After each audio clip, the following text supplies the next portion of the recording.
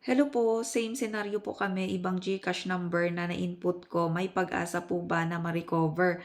So, ang tinatanong niya dito guys is nagkamali kasi siya, ang senaryo niya dito is nagkamali kasi siya ng number na pinagsendan or mali yung na-input niyang number. So, ang tinatanong niya dito is kung mare-recover pa ba yung pera na na-send doon sa number na yon.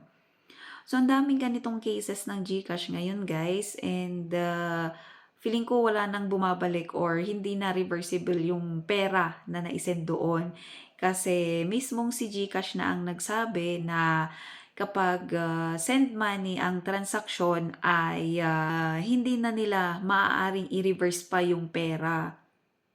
So, guys, lagi niyong i-check yung number na pagsesendan niyo. Ako nga 'pag nagsesend ako kahit paulit-ulit po pa yan na i-check para lang hindi ako magkamali. Lalo na kapag, kahit nga load lang yung ano, lagi kong chine-check, lagi kong binibilang, lagi kong chine-check dun sa number na binigay nila para lang hindi ako magkamali.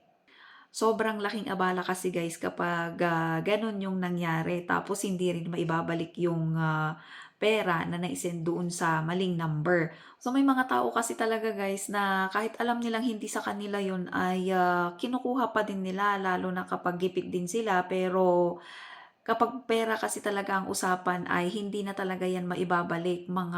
Sa 10 siguro ay may isa.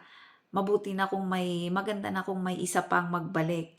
Pero sa mga ganitong senaryo guys, feeling ko hindi na talaga maibabalik yung pera.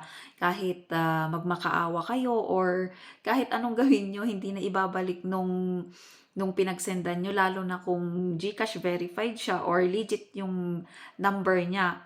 Hindi na talaga yun. So ito nga guys, yung sinasuggest ni GCash na kapag daw nagkamali kayo ng pinagsendan ay makipag-ugnayan kayo doon sa tao na yun at magmakaawa kayo na ibalik yung pera nyo, sakaling ibalik pa nila yung pera nyo. At kunwari na-send mo naman sa number na may isang number lang na mali doon or hindi verified at non-GCash user yung napagsendan mo, pwede kang mag-submit ng ticket sa GCash app.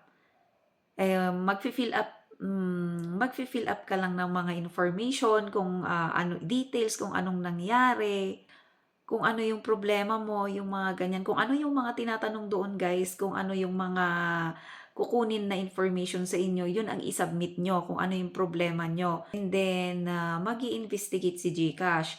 So, pagkatapos mag-investigate, magre-reply sila at sasabihin sa inyo, sila ang magde-decide kung reversible ba yung pera nyo or hindi na pwedeng maibalik sa inyo. Lagi niyong i-check kung tama yung pagsesendan nyo kasi 'pag mga ganito, wala ng konsensya ang mga tao ngayon guys. Sinasabi ko sa inyo lalo na kapag pera 'yan.